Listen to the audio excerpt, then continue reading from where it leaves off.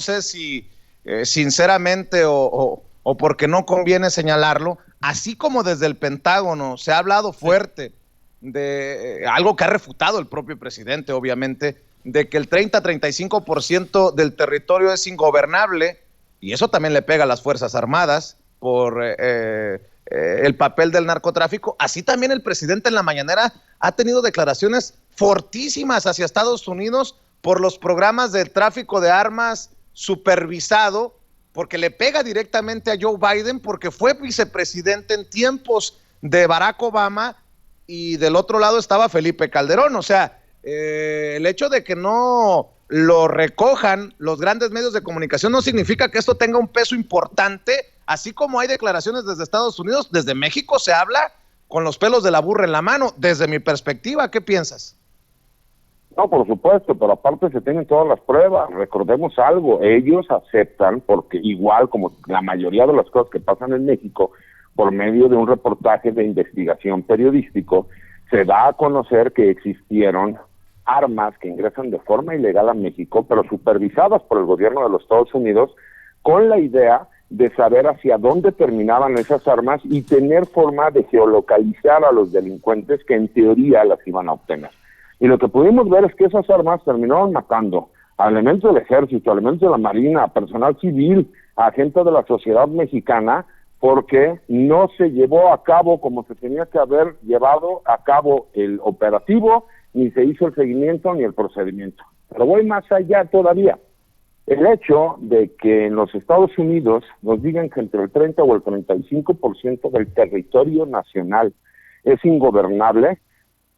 es exagerado en cuanto a los porcentajes que manejan, pero no es muy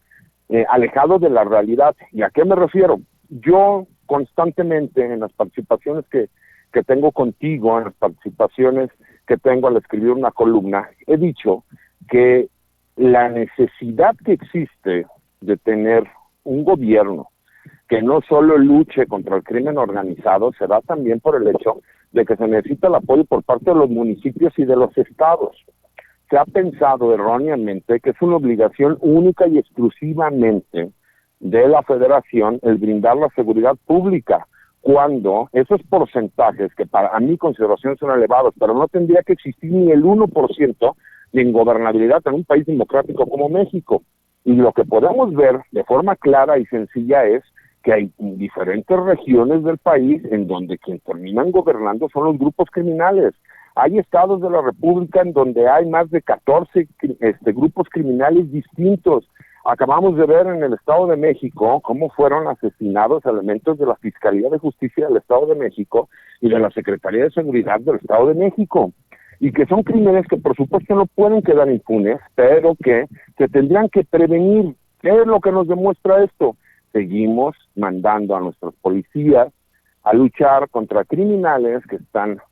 bien preparados, pero que aparte están sumamente armados, y que esas armas nuevamente siguen ingresando el 90% de ellas por parte de los Estados Unidos, y son compradas de forma legal allá e ingresadas de forma ilegal a México. Mientras no se maneje en esta agenda binacional la responsabilidad de cada uno de los estados, así como los Estados Unidos le exige a México que separe el tráfico y el flujo de drogas hacia los Estados Unidos, en el mismo sentido tiene que ser la exigencia que el gobierno de los Estados Unidos pare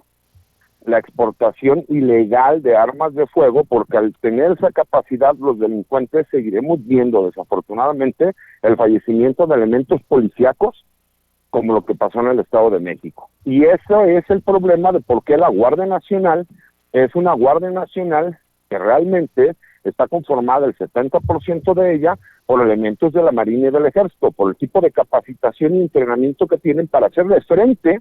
a este alto grado de peligrosidad de los delincuentes. Y lo vemos en el día a día, y esa es la realidad, nos guste o no, esa es la realidad. Cada vez tenemos delincuentes muchísimo más poderosos, mucho más agresivos, con una forma de trabajo más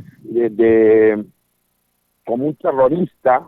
si me explico, como guerrillas urbanas, y que desafortunadamente ellos han ido creciendo, no en el mismo sentido que nuestras autoridades de seguridad pública han ido capacitando al personal. Y si no, damos un manotazo en la mesa.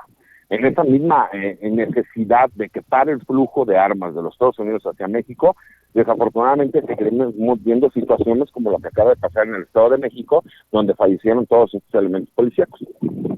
Oye, César, déjame